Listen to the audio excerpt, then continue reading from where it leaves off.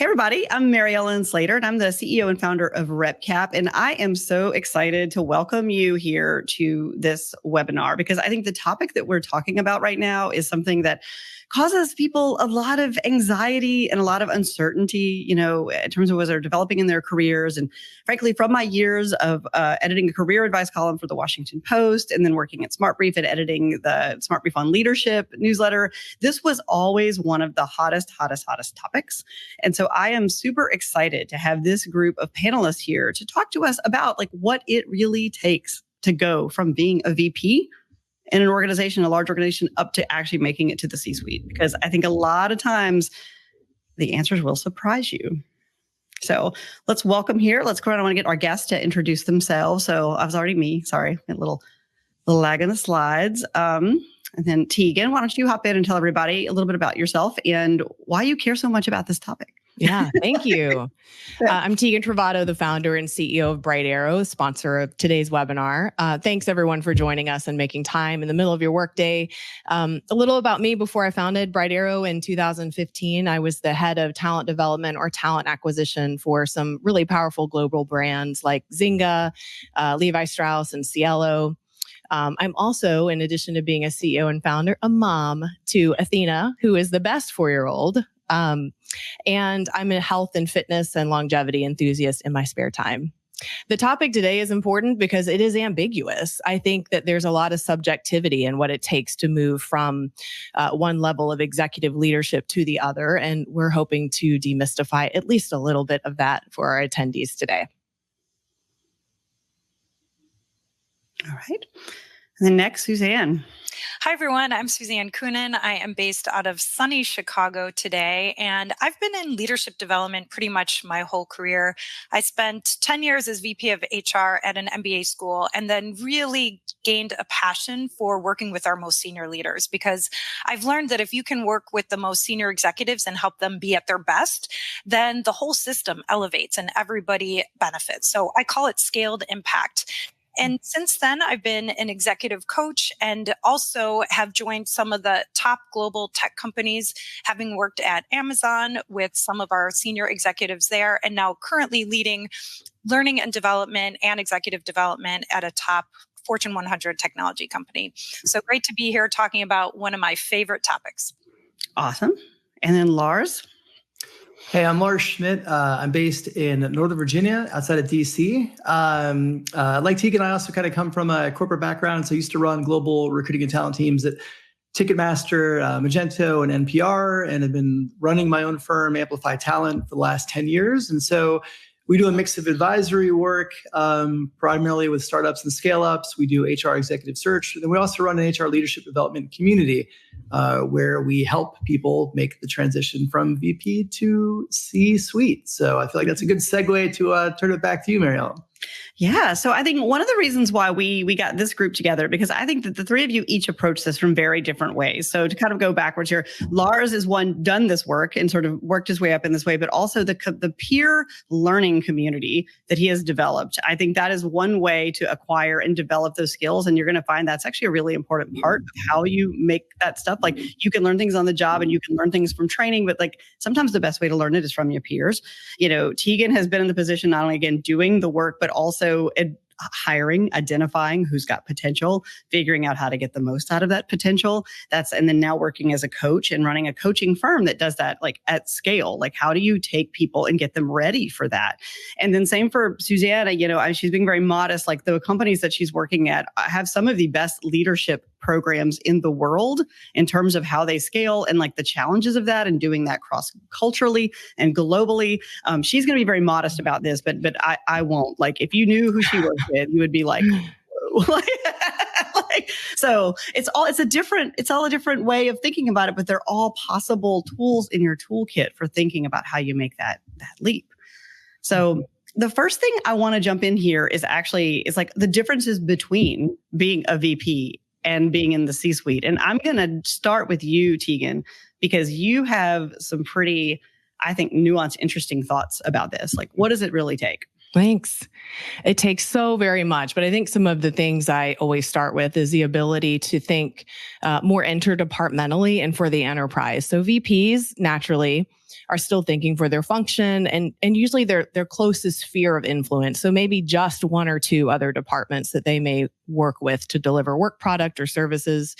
I think the hallmark of moving closer to C-suite readiness is that you understand more broadly how to create value across the enterprise and not just for your functional area. So I think that's one. I think another is that VPs are ready to move into the C-suite when they are a leader among leaders and they're a people developer. So their ability to develop talent and get work done through that talent shows a readiness to lead at another level. And I'm going to pitch this to you, Suzanne. How does someone know when they're ready? Like, what does that even look like? Like that difference? What do you think is the difference between the two? Yeah, what I've seen a lot is the willingness to go outside of your functional org in service of the full company or enterprise. And so that means kind of advocating for what's best for the company, what's best for the future, taking some big risks and being willing to collaborate and help others be successful, helping your peers be successful, which is not always easy to do. I think that's an interesting bit of thing. We should probably tease into that because I think you go at the certain levels, you're competing with these people for jobs. You're competing for resources for your team. You're competing for that. It's like, learning to snap out of that has got to be kind of tough. Mm-hmm. Lars, what do you think is the big difference? You've watched a lot of people go from that VP up to that chief people officer, CHR role, and you've also seen a lot of people not quite make the leap.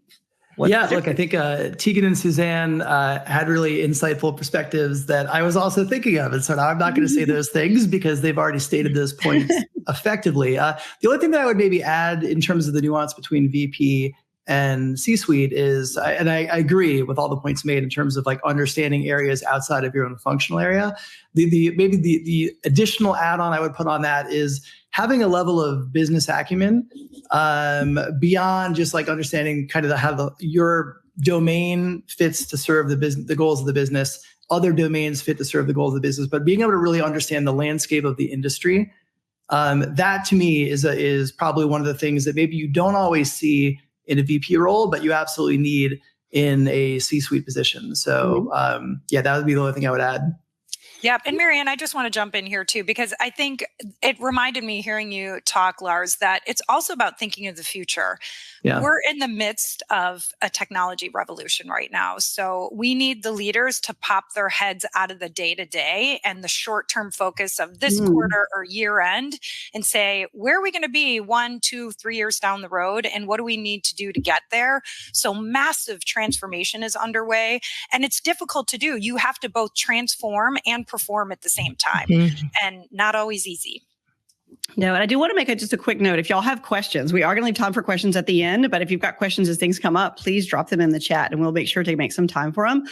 I'm going to pick something up actually on that, what you just said there, Suzanne, because one of the things that I think a word that gets used a lot that I'm not sure if everybody means the same thing by it is strategy. And we tell people you need to be a more strategic thinker and strategy and then their tactics. And I have a definition of strategy that I like to use, but I am curious, how do you define strategy at this level of work? I'll take a run at this. So I think that strategy is being able to see ahead to future possibilities, but also being able to translate those into strategies and breakthrough strategies. So connecting vision to the operations, and to Suzanne's point, the value creation to what needs to happen in the weeds in your function. Mm-hmm. What else? Who else? Lars, how do you define strategy?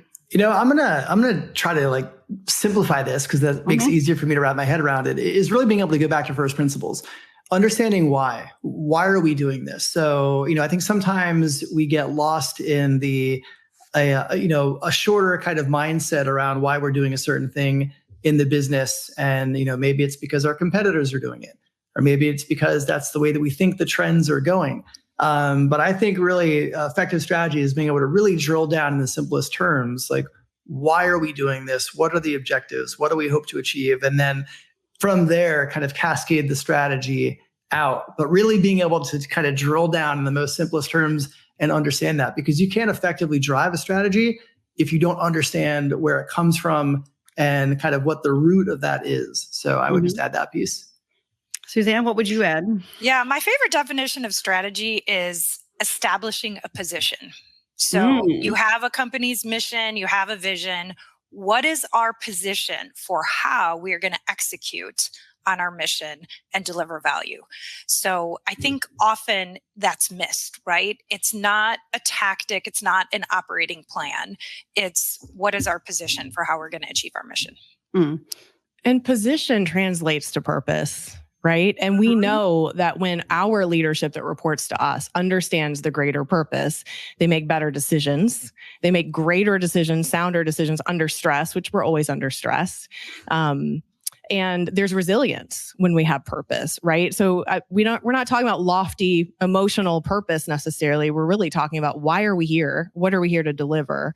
And we know the science shows us our ability to connect to that is what leads to that resilience, the ability to keep getting back up when things are tough. So there's a lot more to strategy than the intellectual piece that I think we overlook. That's a great point. And I think of it, so the way that I usually sum it up is I say strategy is cliche, right? And what I mean by that is like, it's got to be that simple. You were all kind of touching on this a little bit. So divide and conquer is a strategy, right? Land and expand is a strategy. You know, like you basically, if you need to get to the point where there's a lot of work that goes in this, is why I think this is really hard. It takes an extraordinary amount of analysis and like a research and like all these other pieces and that operational stuff to ultimately distill it down into like a phrase. Like, can you say it? Because as a leader, you only get so much mental space. You get to like whatever is going to carry, and it needs to be that clear. Like it almost has to be. Has to sound cliche when they say it. Like, is it land and expand? That works. Divide and conquer. Like, I mean, there's other markets because that involves taking a position and staying in it, right? Like, I think that's tough. And I think the hard work, it's like, it's so simple. It's really hard. And the fact, I think also what makes it hard is the strategy for your division. Going back to Tegan, the idea that you can have a strategy for success in your function. Like you can be the head of revenue and have a strategy for that. And that still doesn't mean you understand the strategy of the organization. Or to Lars's earlier point, your own position as an organization in the industry, because that's where we really have to start when we're building strategy, ideally. So I also think I think the difference between VP and C-suite when it comes to strategy is coherence. I think that's a big differentiator in those kind of groups, and then sustainability. Suzanne, I'm going to cue you up. You have a lot of thoughts, I know, as my friend on sustainability. But certainly when we think as a VP, we may be thinking more about near-term problems to solve. And when we're ready for the C-suite, we're thinking more about that value creation, things that last longer, and improve the valuation of the company, point blank, right? So it's harder to turn it around. Like those are decisions that are hard to reverse. That's the other way I think about it. Yeah. Like it's hard. You mentioned 3, 5, 10-year plans. Like it's hard to turn that around. So Suzanne, how does somebody get in that mindset? Like what are some of the things that you do with leaders to get them to help them make that transition and see that bigger picture, that longer term thinking to be more sustainable? Yeah, I mean, it really is getting that collective buy-in and agreement of what does success look like for us down the road and what do we need to do to get there. And that's not always easy to do, right? Because people have different ideas, different ways of going about it. People are often like advocating or jockeying for their own view or their own position, which is also important. But it is about having that shared vision and saying, what can I do to help support where it is that we need to go? And be willing to be flexible and adaptable. I think we're leading through a lot of uncertainty right now and a lot of complexity.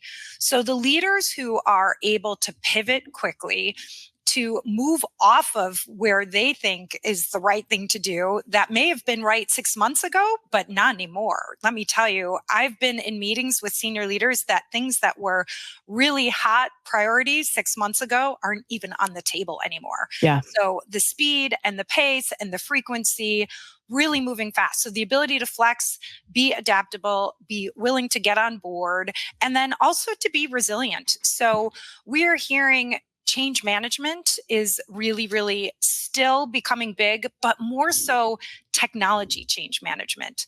So how can you really leverage technology to navigate all these changes that we're going through? So it's a lot. right? And having these leaders supporting, being supported, by the way, through a coach, super important, because there is so much they are dealing with right now and on their plates.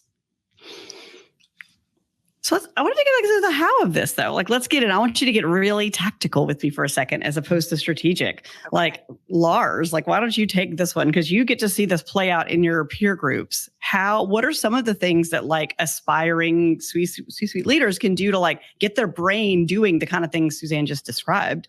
Yeah, look, I mean, I think that there's two big differentiators, particularly for executive leadership. But really, I think this kind of cascades down to any leaders that I think are ingredients for success. Like, one is learning agility, and the other is network equity. And I'll expand a bit on each. So I think learning agility, particularly if you're transitioning from we all talked about, like, yes, you need to know your domain, you need to know your peers' domains, you need to know the business domain and the industry, and you need to have that grasp of that.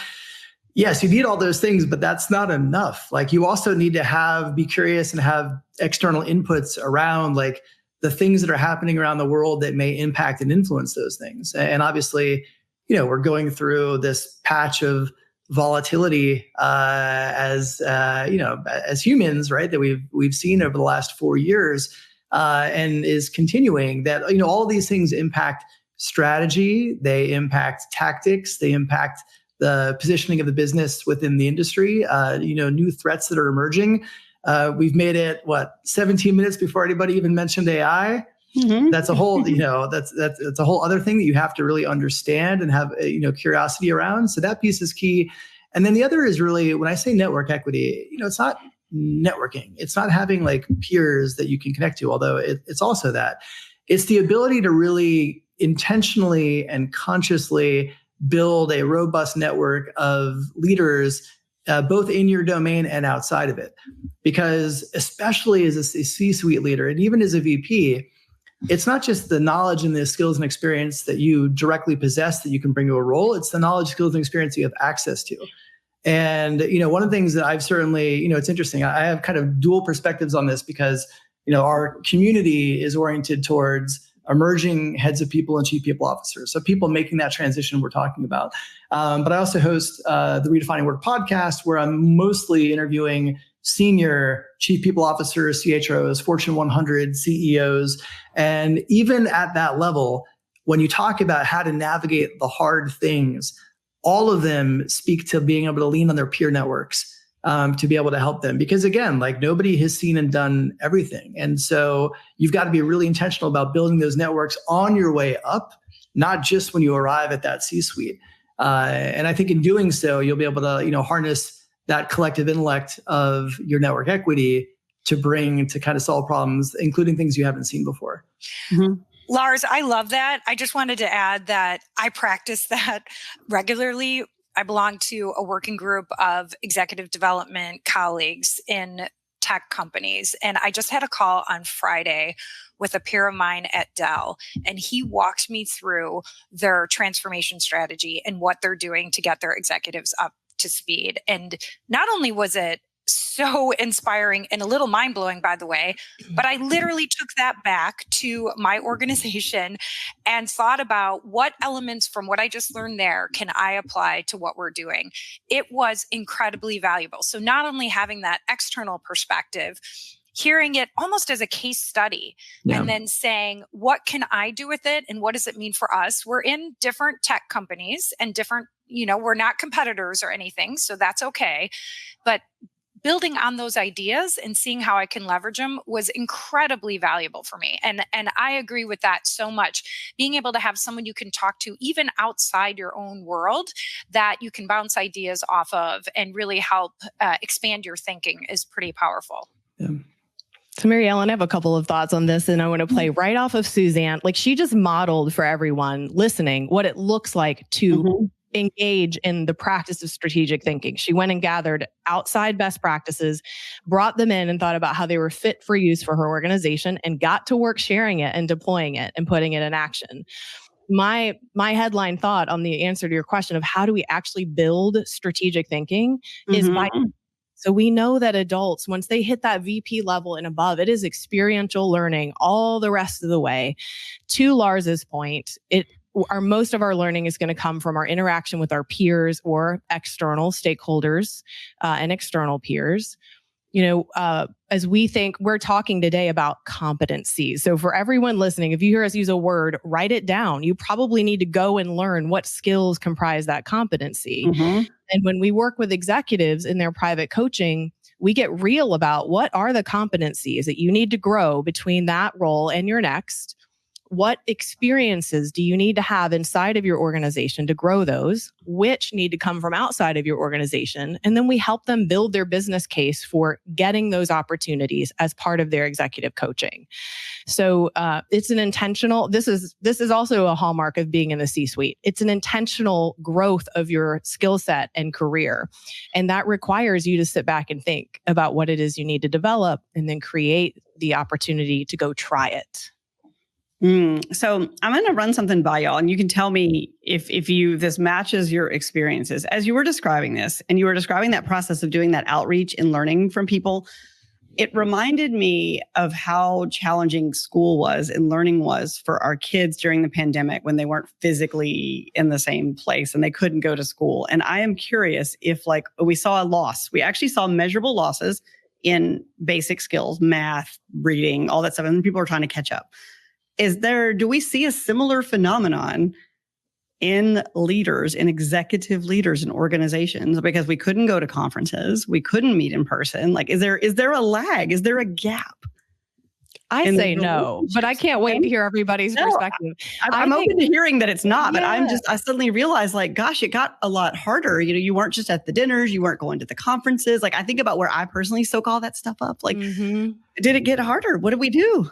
Did it make a difference?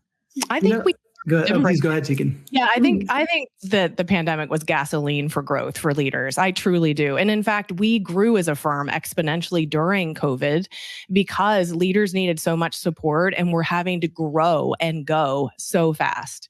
But I think what we learned was different. Like, the opportunities for learning were quite a unique subset based on that volatility and uncertainty. I do think what came from that pandemic experience that we are rectifying now, in my opinion, at work, is that lack of community and relationship and just feeling a deeper connection. And the loneliness factor was just unreal. And that's sort of a different experience from a slowdown in learning, more of an emotional, human one. But I think the learning opportunities were rich. Yeah. Well, I think I look at the fact they flipped to you, right? So they might have gotten it somewhere else and they got it. Now they came and did this other model that could be delivered virtually. And then I think there's something in there. Suzanne. Yeah, I would say what's really interesting is that the conditions that we've been operating in the last couple of years has forced leaders to grow because they're navigating situations and challenges they've never done before. So one of the executive leadership programs I just completed a couple weeks ago in Chicago, we had Professor Ron Heifetz from Harvard University, who is known for adaptive leadership. And the conditions we're operating in right now requires us to lead differently. So there is a difference between adaptive challenges, which are much more complex and uncertain, versus technical challenges.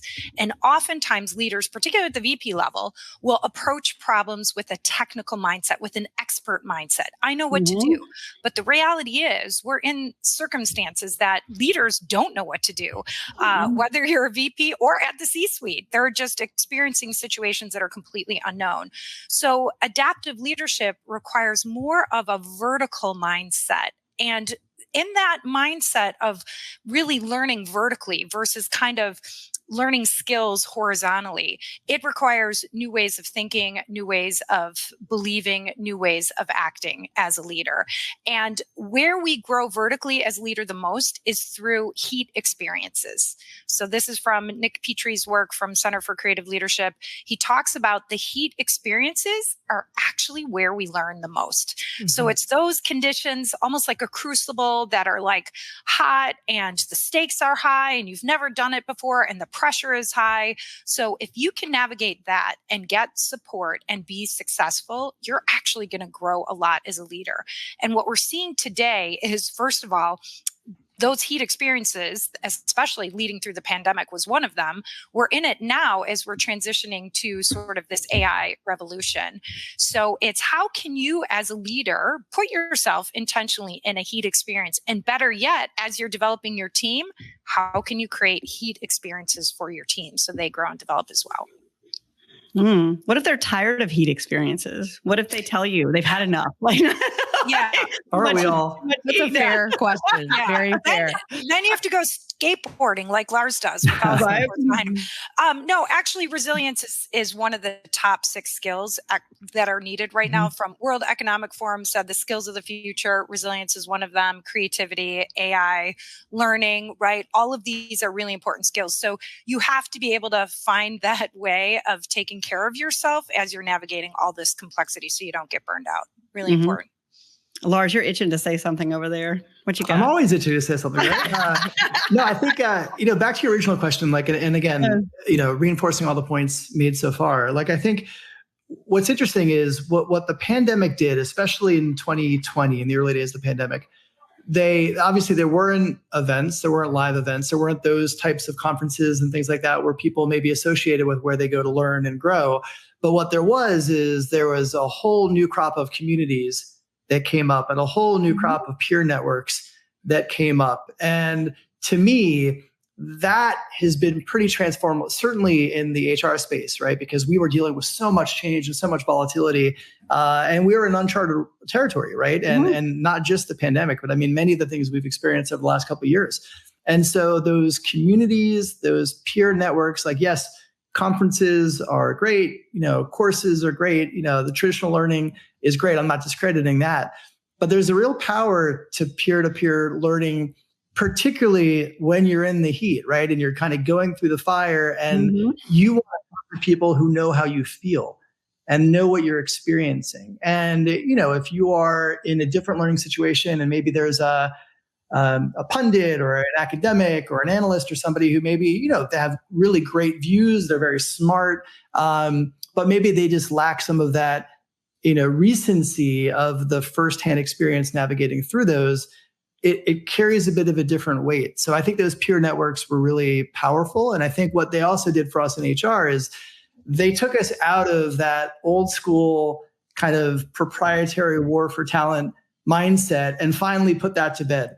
And made people realize that actually being able to, practice openly, share practices, share resources, share templates, we all get better and it advances and it kind of accelerates our capability. So I think that was a positive thing that kind of came out of how we think about our own learning and self-development, from the pandemic.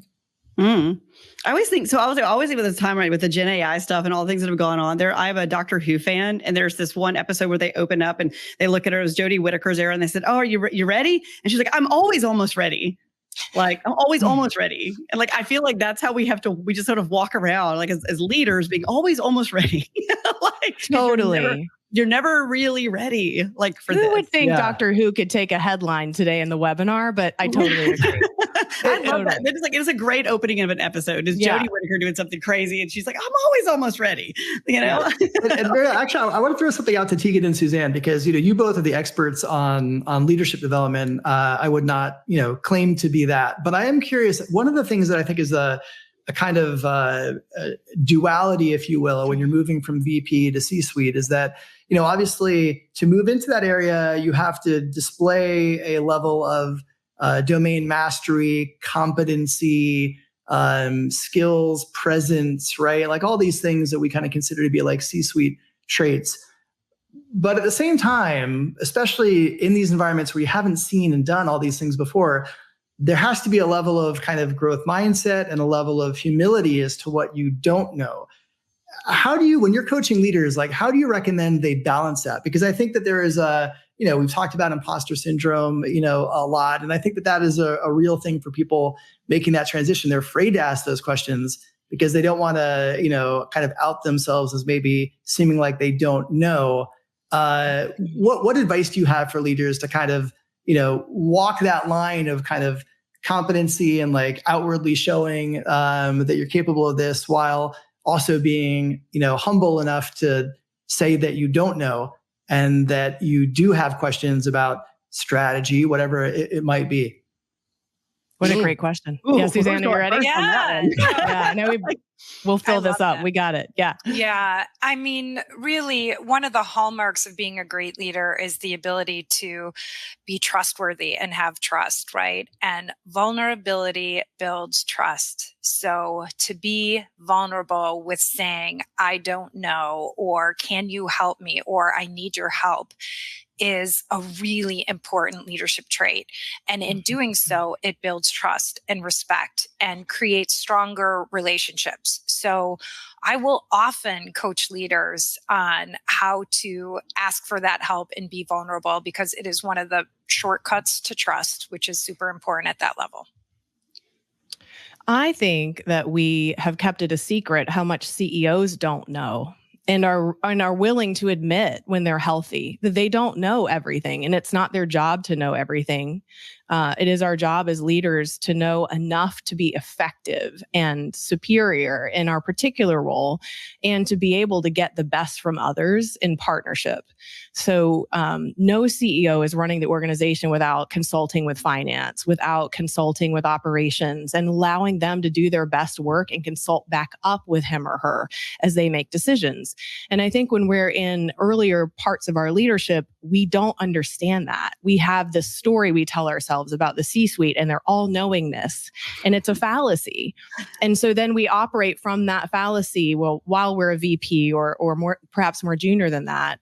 And I think our opportunity is to learn to balance those two, as Suzanne said.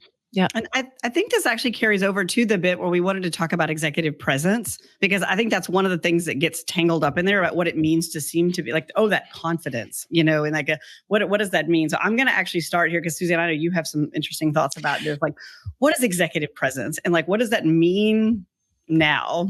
Yes. Like in this environment. Absolutely. Before going to executive presence, I wanted to share a research study which was done on people who had advanced in their careers and got promoted. So this research study was, what were the 4 things that people who were able to get promoted did? So 4 things. One is exuding an aura of credibility. And credibility is really a big part of leadership and executive presence. Another was making accomplishments visible, which is often very difficult for people to do. Third, something Lars mentioned already, building a network of key, powerful players and stakeholders. And then fourth was being able to influence without authority.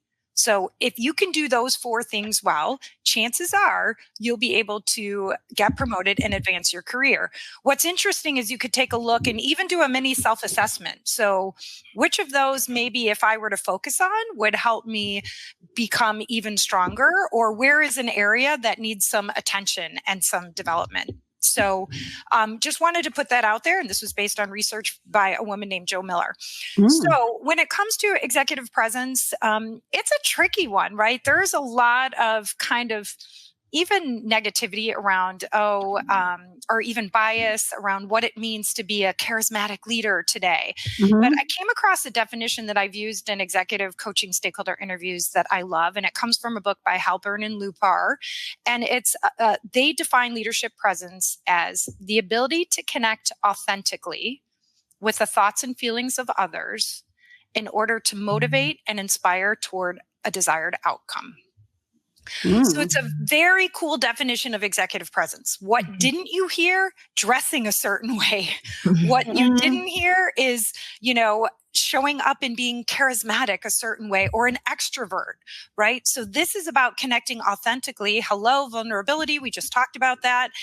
About motivating and inspiring others who may or may not report to you, who may be customers, who may be board members, inspiring and motivating them toward a desired outcome. So I love that definition of leadership presence. That is a lovely definition, actually. What would you add to that, Tegan? I think what is so tricky about this, and I have a story here I can share as well, is that executive presence can really be a catch-all for unconscious bias. It is so dangerous if we are not working from a shared definition, like that succinct one Suzanne shared, then we are all over the place. It's a huge bucket of stuff. I have someone who we're coaching right now who is in line as to take over from the CEO, and the board's feedback is that he needs to work on his executive presence. And when he asked for specifics, they had none. So best of luck, friend. Like there's not much to do there, right? And then some of the forerunners of thinking on this topic, like Sylvia Ann Hewlett, who wrote a book about this in 2014, has recently released an article that talks about the changes over the last 10 years and what we value in executive presence, which is so fascinating. So she's still working from a model that's gravitas, communication traits, and appearance as the three core areas. And those are comprised of many other things. But what we are seeing replace is that inclusiveness is all of a sudden part of executive presence, where that was not on the radar 10 years ago. Having vision over coming from like a blue chip company is more highly valued. Your appearance, authenticity has replaced physical attractiveness. So this is just a flavor. She's mapped all of this out. So certainly worth looking at. I appreciate some of those changes, and I think they're equally ambiguous as some of the previous ones, right? So I think anytime an exec gets feedback that this is an area of focus for them, it is really beneficial to hold that stakeholder giving the feedback accountable to a very specific definition of what that looks like in action, not just to that stakeholder, but perhaps also to the board of directors, if that's one of the stakeholder groups. She was one of my sources back in the day. I actually really happy that you brought her up. I haven't thought about her in a really long time, and I'm actually really loving the way that she's updated that message, because I think she was the defining. I think especially for a lot of young women, I'm just going to say, thinking about where I was in the people conversations I was having, people really looked to her and her definition, and that book, that was a way that people really did get a lot of confidence in trying to make some of these things more concrete, because it really is. I feel for that guy, because if your board was doing their job, they would be able to say, well, it seems a little rushed, or it doesn't seem prepared. There's probably real tactical things, but they're not even doing the work. What's tricky is I think the board is doing their job. I think they need an expert that they're bringing in to help them capture those thoughts and translate them into usable feedback. And I think the board misses on doing that frequently enough, right? And sometimes even in the C-suite, we fail to do that as frequently as we should. Feedback is hard. Could be. Yeah. Feedback is hard. All right, Lars, executive presence. Do you ever? What do you think about it? I want to key on kind of one point around it, which I think is important, but does require a bit more context, which is vulnerability. I think I've seen, and I've had a lot of conversations with executives who, kind of shared some of their own stories about being vulnerable with employees and talked about the trust that earned them. And so a couple of examples that come to mind was somebody who worked at a coal mining, a mining company in Australia, who came out to their employees as a leader for the first time. And it was not the most accepting environment, yet they did. And people ended up rallying around that individual.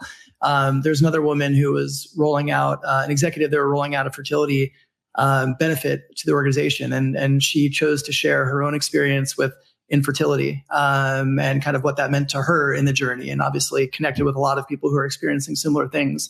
There was another CEO who they were rolling out a mental health benefit plan, and unprompted, kind of on the spot, they started talking about some of their own struggles with mental health, including suicidal ideation, right? And these are very, very heavy, hard topics that are not the kind of things that you typically expect executives to share. And obviously in these scenarios, they were very comfortable doing so. This was kind of how they wanted to show up, and it allowed them to connect with their employees in a much deeper way.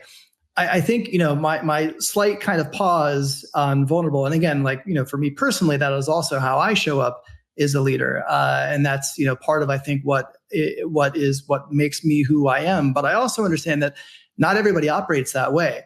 And there's sometimes, as I've coached some leaders who've made that transition, who maybe are more introverted, maybe more private, maybe just, don't want to share their personal lives as much. We kind of put vulnerability on this pedestal, so to speak, as a really valuable trait of great leaders. And for them, that's not comfortable. They're not comfortable doing that. And so, they can either try to do that and show up in an inauthentic way, or honor the fact that that's just not their style and be true to themselves and be authentic and not try to put themselves out there if that is not how they want to show up. And so it's just interesting. I think, for me, I do think vulnerability is a secret sauce to great leadership, but I think we have to kind of, caution ourselves of trying to push people to be vulnerable that are not comfortable doing so, and perhaps putting them in a place where they're being inauthentic, which I think is more damaging than actually being vulnerable. Beautiful. Totally agree with that thought. And I think vulnerability exists on a spectrum, right? Like, are we comfortable being emotionally vulnerable versus intellectually vulnerable versus all the other things? I think that is something we should give ourselves a break on, per your point, Lars. It's a good distinction. Yeah, I think it is. Like, if you show up authentically, I think that is one of the things that comes back into even to the executive presence bit. When you try to fake it and you try to pretend to be someone you're not, that is not going to give you executive presence. I mean, you can work on things at the margins, but in my sense, you can always tell when somebody's being themselves versus trying to pretend to be what they think an executive is supposed to be. And that's a challenging position, right? But there's a way to be how you are. Like, you can be a CEO now. Thanks to Steve Jobs, we can wear sneakers and jeans now. Right? If you're free from this, but only if that feels right to you. That doesn't feel right to everybody. Don't try to do that. I don't know. That's kind of my thing. Just be yourself, but a little tidier. Yeah. It's really interesting, Marion. So I was having a conversation with a senior partner at a Big Four professional services firm last week, and he'd been there for 25 years, and he was bumping up against the way the firm wanted him to show up and his own values and personality. So we literally had this conversation about, okay, you understand what this organization, what this company is valuing. And by the way, it's shifted, right? Because of some of the circumstances that the Big Four firms are finding themselves in, right? So this is a leader who is very driven, very results oriented, brilliant, operates at a very breakneck speed. So if people can't keep up with him, he is frustrated and impatient, and he's been given feedback that he needs to change. So we had this conversation around, how do you balance out understanding what the company values and who you are, and still being true to who you are while responding to what the company needs from you? And at some point, you have a decision to make. Do you want to stay there and shift your behaviors, or go find another organization that might be more aligned with your values and might be more responsive, whether it was a different size, whether it was a startup, whether it was a different industry? And that's sort of the work, right, that he has to do. And that's what coaching can bring, is sort of awareness to these conversations. So agree, you don't want to be vulnerable for the sake of vulnerability. You don't want to be, also say that vulnerability is just revealing your personal thoughts, right? There's so much more to it. It is, though, about finding that balance of being authentic to who you are as a leader, while at the same time honoring what the culture needs of you as a leader. And if that gap is too big for you and you can't be authentic, then it could be an opportunity to start evaluating other options. Can we just appreciate how complicated this all is? We're speaking in competencies, but then we have all these undercurrents of the point Lars was making is can I make myself safe? Self-confidence, personal safety within myself, which is my job, being comfortable in who I am. Then what is the organization's level of safety? What are the cultural norms that allow me to be or not be who I am to whatever degrees we want to be? And then the shifting landscape. We have watched executives and leaders be number one in line for the next thing. And because of major changes in the org, they are no longer the person. Right? So this stuff is vulnerable in its essence. And then it's asking us to show up and be vulnerable and authentic in the middle of it with shifting sands, right? So this is complicated stuff. For anyone listening, there is not a simple recipe. It requires a lot of constant self-checking and feedback, and the ability to see patterns in your own environment that allow you to be safe and feel safe or unsafe and make those very decisions Suzanne's talking about. It's a big deal. It really is. I think the next thing, I know we've got a few minutes here to go to question and answer, but I want to talk to you about the pitfalls of this, because it is challenging. And I am curious to see and to hear, like, what are some of the things people most often run up against? Like, if you had to say one common thing that you see happening that holds people back that you would say is correctable, that is fixable, and you're just like, oh, we just fix this. Like, what would it be? God, I have to pick one. You have to pick one. Which is the first one that came to mind? I'll share the first one that came to mind for me is, and I see this, and it's so hard to watch when people are really putting themselves first instead of their team or the organization. So it's very ego-driven, self-serving. Ambition is healthy and it's good in leadership. And if it goes unchecked or too far and people can sense that you're doing it for your own good versus the good of others, your customers, the company, I've seen that be a little bit of a downfall. And it is painful to watch because the very nature of it means you can't snap out of it because you're so blinded by it.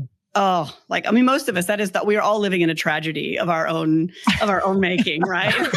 Like, whatever was your strength, like that, if somebody was very ambitious and very driven and that's what got them there, that is almost always what's going to be the thing that messes you up. Like, it's like always the hindrance. Tegan, where you have to pick one. All right, I'm picking one. The one I pick is our ability to repair well. Ooh. I mean, we are going to make mistakes, and many of them involve our relationships. And I think, and not just our relationships, due to all the ambiguity, we're going to make the wrong choice, design the wrong plan. We cannot have enough facts and data anymore. It just doesn't exist the way it used to make decisions. And I think our ability to own that from a place of power and humility, as we've talked about earlier, is a key to being able to rise. And let me tell you, the higher you rise, if you will, I'll use that kind of language, the more sophisticated the relationships are and the more visible your mistakes are going to be. So really developing a style with which you recover well is important. I think that's actually true in life as we get aged in general. Our ability to repair, conflict is inevitable, right? Your ability to repair relationships and the breach of that is a very, very valuable skill. It is. It's got nothing to do with spreadsheets, though. So you got that right.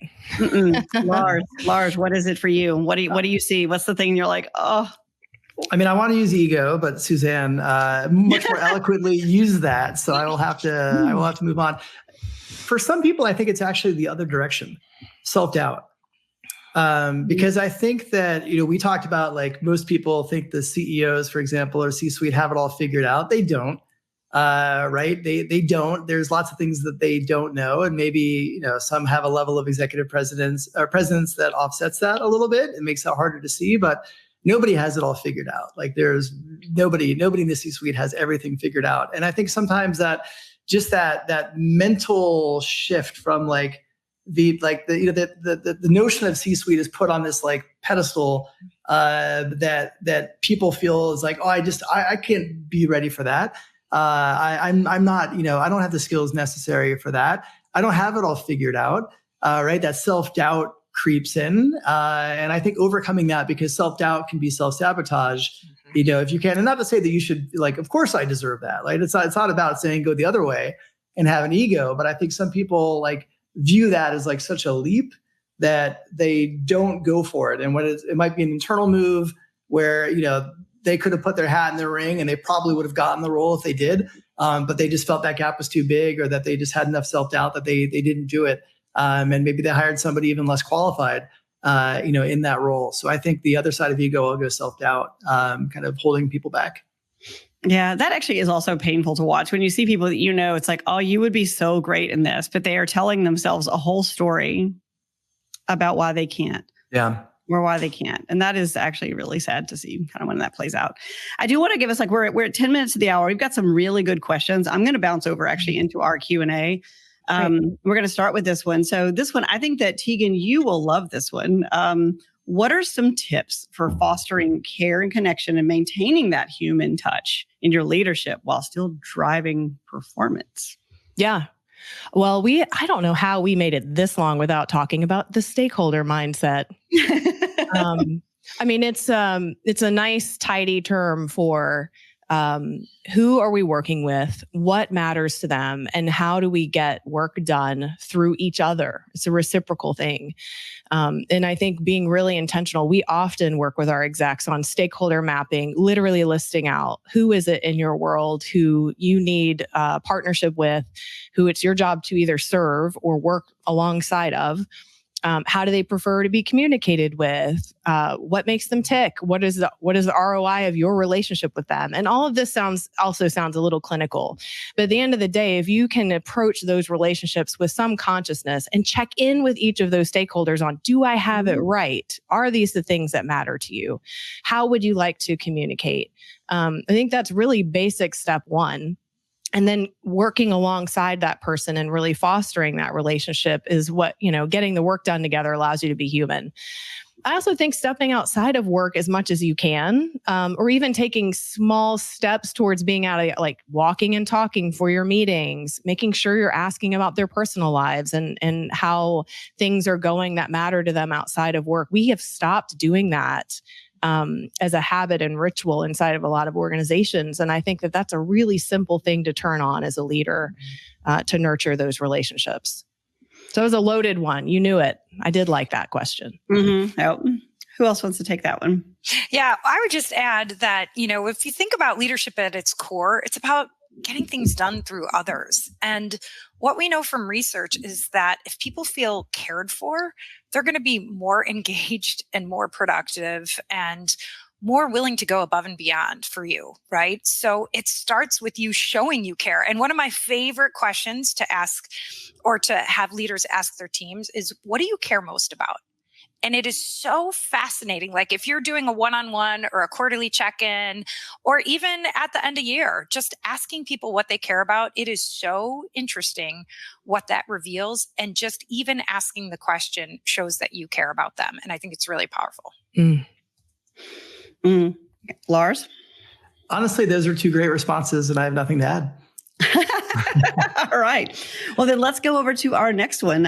So this was kind of heavy too, I think, when thinking about leadership development. And it says, curious if there's advice on how to continue to develop yourself toward the C-suite from the VP. If you have personal circumstances that are requiring you to dial it down for a little bit, you might have young kids, you got laid off, like some sort of healthcare or medical issues, but you do want that still, but like the external things have slowed you down. How do you coach people in that situation? Such a big one. I'm going to assume for the purpose of answering this question that someone is actually stepping away from the organization and tending to their personal lives. Am I translating that correctly? Mm-hmm. Okay. I would say there are a couple of perspectives I might take if I were in this situation. One would be, are there organizations that you would like to lead, or initiatives or projects that are in service to your other stakeholders, your kids, your family? Like, do you want to serve on the school board? Do you want to serve as a PTA something or other, right? Like there's ways to stay engaged in leadership behaviors outside of your home that I think keep your muscle flexing and allow you to continue to have those experiences you're looking for. I think also developing the mindset that what you're doing in your personal life is leadership, and not downplaying the value of your contribution in that seat. So if your example is stay-at-home parent, running a household, like those things require economic thinking, strategic thinking, planning. And I think we neglect to really give that the credit it's due. It would take a little bit of thoughtfulness and probably some good network to help you play that back into your role back in corporate America. We know how hard it is to step out and step back in of corporate America, but I think that with the right connections and thinking, you could play that back out as continued development and leadership in your life. Mm-hmm. How do you see that playing out, Suzanne? What do you advise people to do? Yeah, same. I mean, it's just staying connected both with the content and the work, the trends, the news, staying like up to speed on what's happening, and staying connected with your resources, continuing the conversations too about what it is that you want, and just continue developing and not to apologize. And by the way, everyone goes through this, right? So there's a big trend now, instead of the career ladder, it's more of the career lattice or career mosaics, right? So there is actually value in stepping off and slowing down to regroup and renew and attend to what you need to. So in the long run, you don't burn out. I think that's what's so sad, is when you see executives who get really sick or they burn out so hard that they actually have to leave permanently. So doing that is actually, I think, very healthy. Lars, would you add anything to that? I'm at a real disadvantage going third behind these smart peers of mine. Look, I think the only thing that I would add is, like, as you're going through this, be kind to yourself on the journey. What you think you want right now as you're stepping out may not be the thing that you want in 6 months or a year. And again, I love the concept of career ladders and career lattices, right? They're careers are nonlinear today.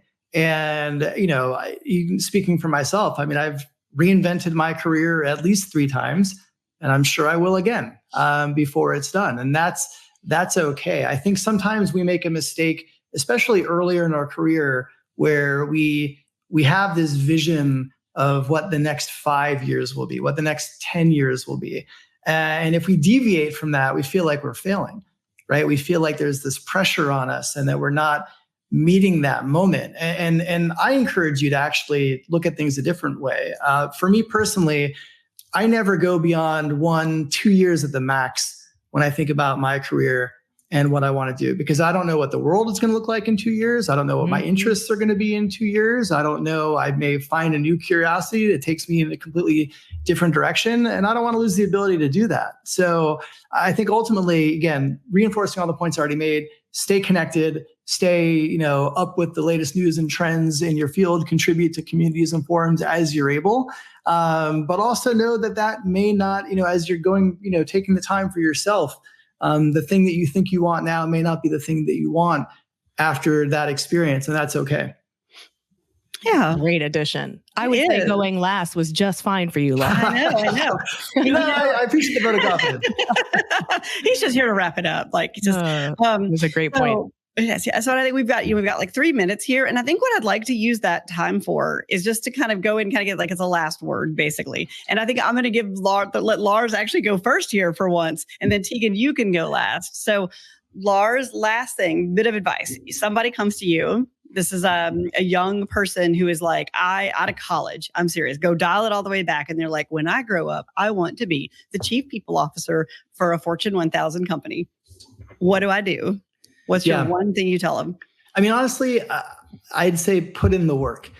And I don't mean that to discredit like anything else or that. I'm not trying to make like a punchy statement, but I think when you look at, there was a quote by Jensen Huang, NVIDIA's CEO, where he kind of talked about suffering and resilience and how there's no job that's beneath him. And that's not the kind of stuff that you usually hear CEOs say, but to me, not that I wish suffering or the necessity for resilience on anyone, but I think when you're willing to kind of roll up your sleeves, you're willing to pitch in wherever you can, you have that real hunger about how you grow. That may be in your domain, it may be outside of your domain, particularly if you're looking to move into the C-suite. One recommendation that I would say, just to kind of give you something more specific, is move to other areas of the business. When you look at, and again, my domain tends to be, HR and people for the most part, but when you look at some of the most successful CHROs and chief people officers today, they've all done tours of duty, not all, but many of them have done tours of duty inside the business outside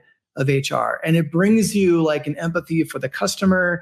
It builds your business domain in other areas. So that's what I'd certainly suggest. If you want to get to that point, be willing to put in the work and also be willing to move into other areas of the business outside of that domain you think that you want right now. I can't believe we made it all the way to the end of the hour without tour of duty, like that sort of rotational development coming up. I'm so glad you brought it, because that is one of those things where it's such a great way to stretch. And you may not do the job like for years, but if you could go do it, it needs to be more than a week, but it can be less than like 3 years. But you just have to, I think it's a good run. I'm going to go to you, Suzanne, and you don't have to say chief people officer because you work across lots of functions, but what that young kid, that kid right out of school says, I want to be the boss. What do you tell him? Yeah. Follow your energy and really understand your strengths and what energizes you, because you're going to perform a lot better if you're doing things that allow you to experience positive emotions. Your brain performs better at positive than at stress, negative, or neutral. So follow your energy, have a beginner's mindset, continuously learn from everyone and everything, and then figure out where you want to make an impact and make that impact. So I do think, similar to Lars, once you do get up there, VP to C-suite, it's important to have an international or global assignment, enterprise-wide experience, either P&L or sales, and just be willing to learn. I can't believe we waited that long to get to the global piece, because that's another one. You've got to have global experience. I know, Susan, that's a big one for you. It's you've got to go and get that global experience if you want the big job. So, Tegan, last word. What you telling that kid? I would tell anyone this, and we've been extremely intellectual today. I would move us into the realm of our physical selves. I watch senior leaders waking up these days to getting rid of alcohol, making sure they're sleeping, having some kind of physical challenge or exertion, because we now understand that the science of our intellect is rooted in our health, our physical health. And I think to perform like a true corporate athlete and executive, you have to tend to that part of your life and rest and eat well and really be balanced. And that's hard when you work hard. But I think it is kind of an unlock for next level performance. And we often don't talk about it. We spent a whole hour today and didn't get to that. So I wanted to make sure we threw that in, that we're really thinking about how our physicality impacts what we think about, how we think, our clarity, our ability to be strategic. Yeah, you really don't think about it until you hit your 40s. Hey man, and then you think about it a lot. Oh, I can't do that. Because I would even think about parenting. I think about how easy it was. My first daughter, I was 29, and the second one, I was 38. And people asked me what was the difference. And it was well, when I was 29, I could go without sleep for 3 days. Yeah, I can't do it anymore. And so I think there's something that happens with your body and your health. And it's you're suddenly in this place where you have to make decisions that have the highest possible stakes. They say, when you make bad choices, people lose their jobs. That's right? And and we don't take care. If you don't take care of yourself, that's actually a really good. Now I've got to go think about this.